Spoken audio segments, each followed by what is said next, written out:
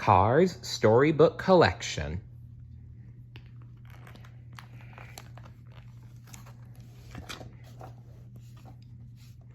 Mater's Secret Mission. In the middle of the ocean, a British secret agent named Finn McMissile climbed up the side of an oil rig. He turned on his listening device and started to look around. Soon, he saw a group of cars on a lower deck, including one named Grem and another called Acer. Suddenly, a new car appeared. Finn's computer identified car as a criminal named Professor Z. He and the other cars on the rig were up to no good. Finn took as many photos as he could. Before Finn could leave the rig, the professor spotted him. "Get him!" he yelled. Graham, Acer, and the others chased Finn across the oil rig and onto a crane. Finn dropped a bunch of oil drums on the other cars and climbed up to the rig's helicopter pad, but there was nowhere else to go. Finn jumped overboard and pretended to sink, but secretly, he turned into a submarine and got to safety. "Wonderful," the professor said. "Now no one can stop us." Back in Radiator Springs, Lightning McQueen was having dinner with Sally. He was done racing for the season and glad to have lots of time off. Mater was their waiter. While he was getting their drinks, Mater saw Sir Miles Axelrod on TV. Axelrod said he had created a new fuel called All-in-All that could be used instead of gasoline. "What do you think of that?" Sarge asked Fillmore. Fillmore scoffed. "Once big oil, always big oil, man," he said. A car named Francesco appeared on the screen. He was going to race in Axelrod's World Grand Prix. The TV host asked him why Lightning wasn't racing. "He is afraid of Francesco," the race car replied. Soon Mater had called in to the show. "Lightning can beat you anytime," he said. When Francesco began to make fun of Mater, Lightning got on the phone and said he would enter the race.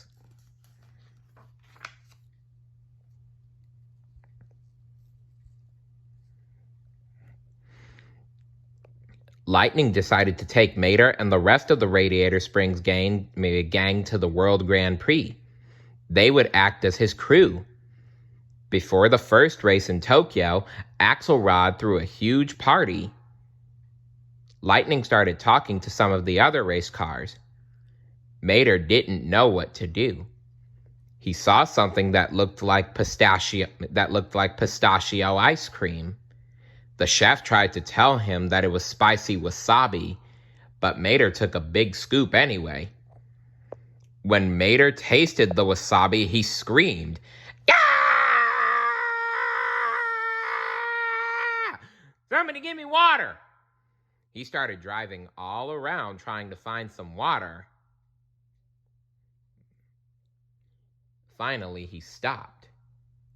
"Whatever you do, do not eat the free pistachio ice cream. It has turned." Everyone was looking at him and the pool of oil on the floor. Mater went to the restroom to clean himself up.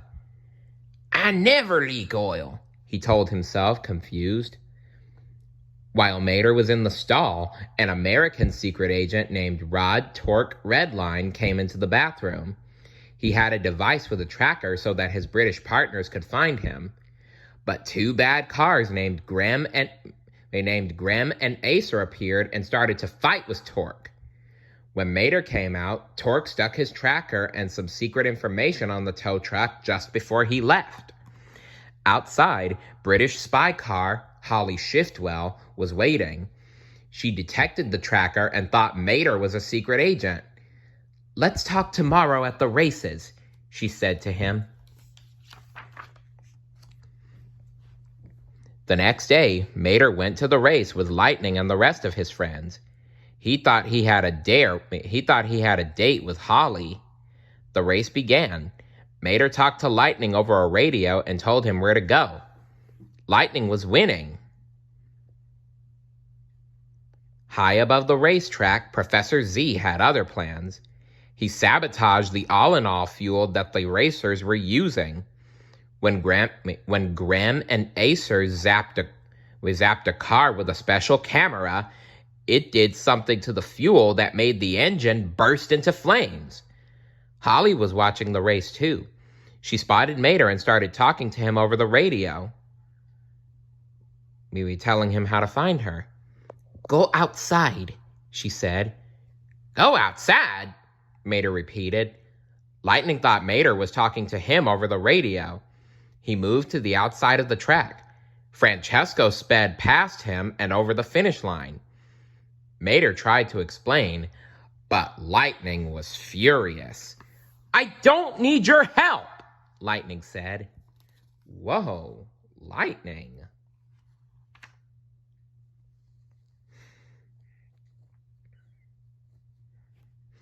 Mater was so sad that he let his best friend down. He decided to fly back to Radiator Springs, but Finn was at the airport waiting for him. The secret agent introduced himself. "Finn McMissile, British intelligence," he said. "Tow Mater," Mater replied. "Average intelligence." Finn noticed that Grim and Acer were chasing them. He fended them off while Mater towed Finn toward a plane. Mater didn't even realize they were being chased. Finn and Holly still thought Mater was a spy and that he acted silly so no one would know. Holly took the tracking device off Mater and dropped it into the plane's computer. A photo popped up. Torque, the American agent, had taken it, but Holly and Finn thought Mater had. "What is it?" Finn asked him. Mater hadn't taken the picture, but he knew a bad engine when he saw one. He told Finn and Holly that it was one of the worst gas-guzzling engines ever made and that it had special bolts. But he had no idea whose engine it was.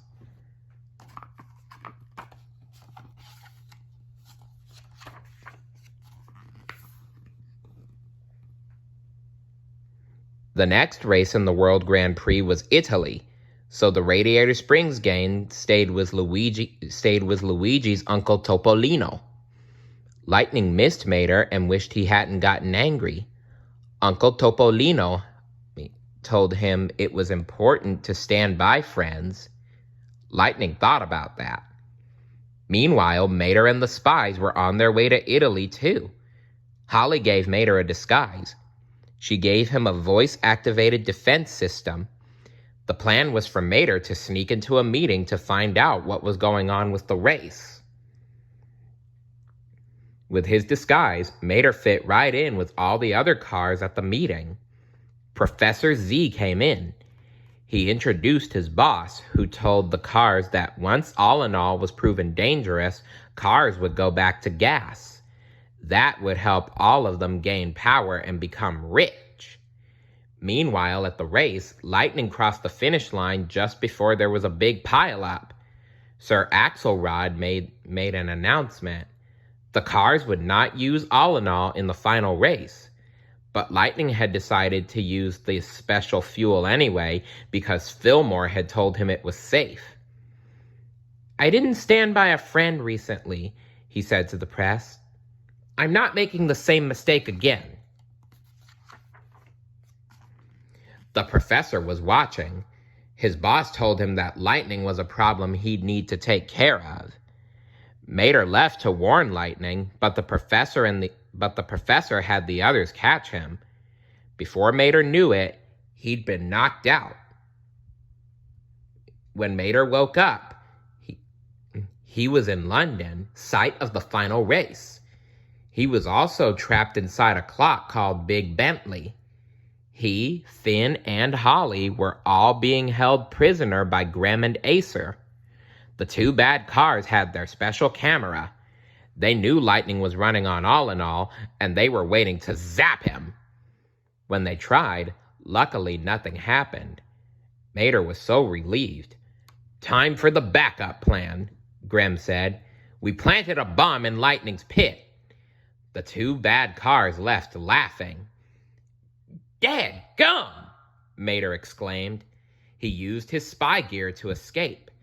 He was almost to Lightning's pit when Finn and Holly broke free and realized that Mater was carrying the bomb. Mater?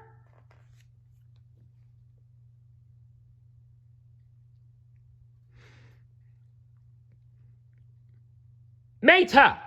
yelled Finn through the radio. "The bomb is on you! They put it there when we were knocked out!" Mater was close to Lightning, but when he heard that, he drove the other way. Lightning chased him and grabbed his tow hook. He wanted to apologize. Mater activated his defense system, and his rockets propelled the two friends away so the professor couldn't set off the bomb. Holly and Finn captured Professor Z and brought him to Mater. But the professor couldn't do anything. Only his mysterious boss could turn off the bomb. Guido tried to take the bomb off Mater, but none of the wrenches fit the bolts. "I get it!" Mater cried. He and Lightning used rocket launchers and a parachute and went to Axelrod, who was with the Queen. The timer on Mater's bomb was counting down.